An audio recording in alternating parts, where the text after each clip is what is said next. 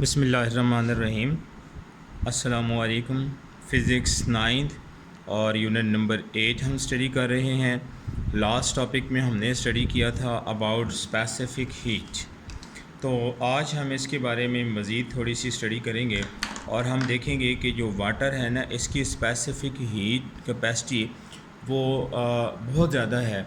तो इससे हमें क्या फ़वाइद मिलते हैं इसके बारे में हम जानेंगे और इसकी इम्पोर्टेंस क्या है। देखो, स्पेसिफ़िक हीट को हमने डिफ़ाइन किया था, आपको याद होगा इसका रिलेशन भी हमने बनाया था कि C is equal to delta Q over M delta T, और इसको डिफ़ाइन किया था कि ये अमाउंट ऑफ हीट है जो कि रिक्वायर्ड होती है 1 kilogram mass of a substance अगर लिया जाए और उसका टेम्परेचर 1 केल्विन तक बढ़ाया जाए तो जितनी हीट रिक्वायर्ड होती है that is called specific heat of that substance. जो वाटर है ना, इसकी स्पेसिफ़िक हीट बहुत ज़्यादा है। ये है 4200 kilo joule per mole joule per KG per kelvin, ये इसकी यूनिट। तो वाटर की स्पेसिफ़िक हीट जो है ना वो इतनी ज़्यादा है। अब इसके हवाले से चंद एक बातें हैं कि जैसे जो एरियाज़ पानी के करीब होते हैं, और पानी भी थोड़ा सा नहीं बहुत ज़्यादा पानी हो, जैसे सी है तो उसके करीब होते हैं, उनका टेम्परेचर मॉडरेट रहता है, ना बहुत ज़्यादा गर्मी होती है वहाँ पे, ना बहुत ज़्यादा सर्दी होती है। ठीक है, तो पहली बात है मॉडरेट टेम्परेचर ऑफ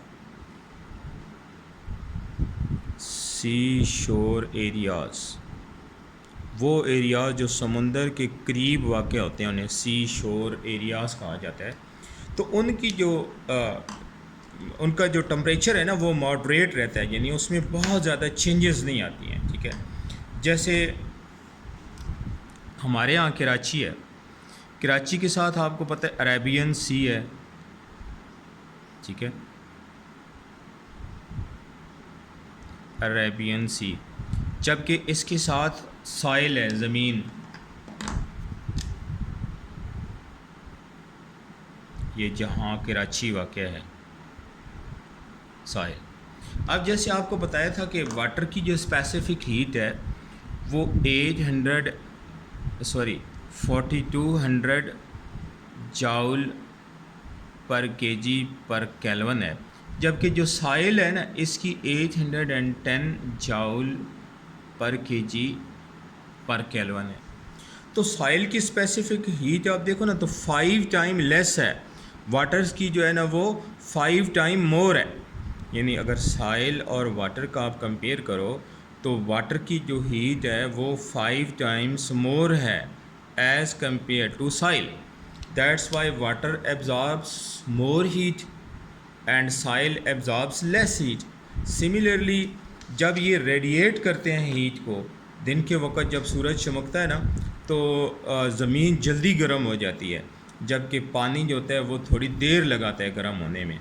तो इस हवाले से फिर दिन के वक्त समुंदर से ठंडी हवाएं ज़मीन की तरफ चलती हैं और इस तरह ज़मीन का टेम्परेचर इतना ज़्यादा नहीं बढ़ता है। जबकि जब रात हो जाती है, सूरज गुरूब हो जाता है, तो ज़मीन की चूँकि सॉइल की स्पेसिफ़िक हीट कैपेसिटी कम है, लिहाजा ये हीट रेडिएट जल्दी कर देती है, जबकि वाटर की जो स्पेसिफ़िक हीट है वो ज़्यादा है तो ये हीट जल्दी रेडिएट नहीं करता। और जब विंटर होता है, सर्दियाँ होती हैं, तो फिर इस तरह समुंदर से थोड़ी गर्म हवा ज़मीन की तरफ आती है और यहाँ का टेम्परेचर ज़्यादा नहीं बढ़ने देती है। ठीक है, तो इसको सी ब्रीज़ एंड लैंड ब्रीज़ कहा जाता है। तो लैंड से जो है ना रात को ठंडी हवा समुंदर की तरफ चली जाती है और समुंदर से थोड़ी गर्म हवा लैंड की तरफ रुख कर लेती है। तो यूँ ये सी ब्रीज़ और लैंड ब्रीज़ की वजह से जो सी शोर एरियाज़ हैं उनका टेम्परेचर मॉडरेट रहता है। वहाँ पे गर्मियों में ना ज़्यादा गर्मी होती है और सर्दियों में ना ज़्यादा सर्दी होती है। This is all due to large specific heat of water. ठीक है, इसी तरह इसका जो दूसरा फ़ायदा है वो गाड़ियों के हवाले से। ठीक है, तो गाड़ियों में कूलिंग सिस्टम होता है ऑटोमोबाइल्स का,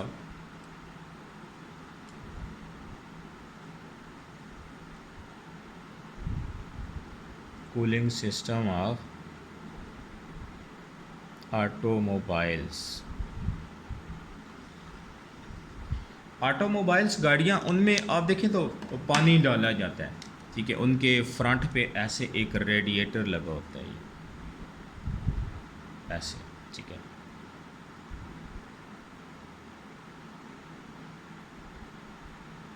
आपने देखो भाई कि नहीं, इसके ऊपर यहाँ पे एक ढक्कन सा लगा होता है और यहाँ से वाटर को डाला जाता है,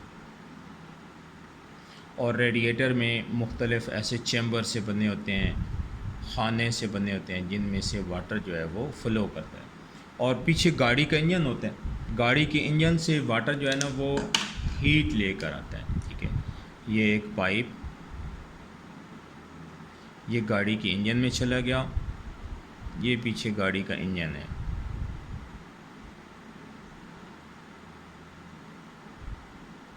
और इसी तरह यहाँ से एक पाइप जो है ना वो पानी को लेकर फिर यहाँ आता है वापस, ठीक है। ये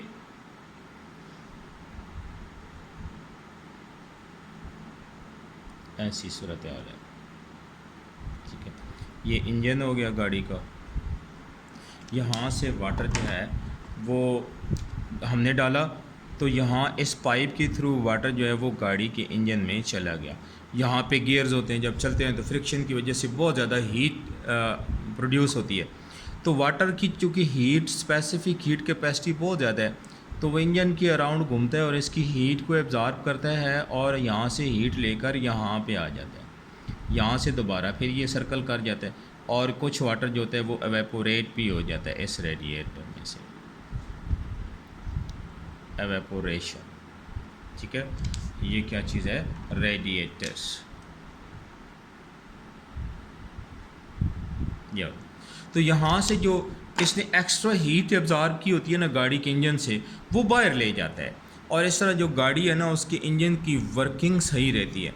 अगर ऐसा ना हो, गाड़ी के इंजन में पानी ना डाला जाए तो कोई गाड़ी भी नहीं चल सकती, उसका जो इंजन है ना वो सीज हो जाएगा, बंद हो जाएगा, और उस हीट की वजह से जो कि गियर्स के चलने की वजह से प्रोड्यूस होती है। तो यूँ जो कूलिंग सिस्टम ऑफ ऑटोमोबाइल्स है, ये भी वाटर की जो लार्ज स्पेसिफिक हीट है इसका अमर होने में ना है, ठीक हो गया। इसी तरह घरों के अंदर भी यानी सेंट्रल हीटिंग सिस्टम बनाया जाता है।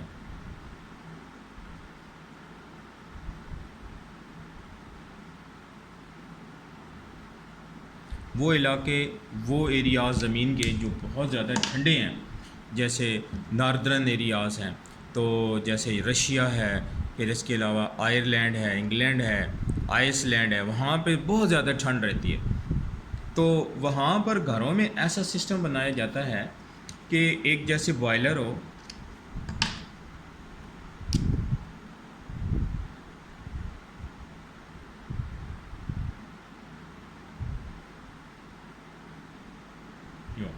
इसमें आग जल रही है, ये बॉयलर हो गया, पानी को बॉयल करता है, यहाँ से एक पाइप ऊपर जाता है, वाटर को कैरी करता है, और आगे एक रेडिएटर, जैसे गाड़ी का रेडिएटर होता है, सेम लाइक दैट, एक रेडिएटर से लगा होता है, ठीक है, ऐसे, जो कि वाटर्स को एवेपोरेट कराता है। फिर यहाँ से वाटर इस पाइप के थ्रू होता हुआ दोबारा इस बॉयलर में ऐसे सर्कुलेट होता रहता है।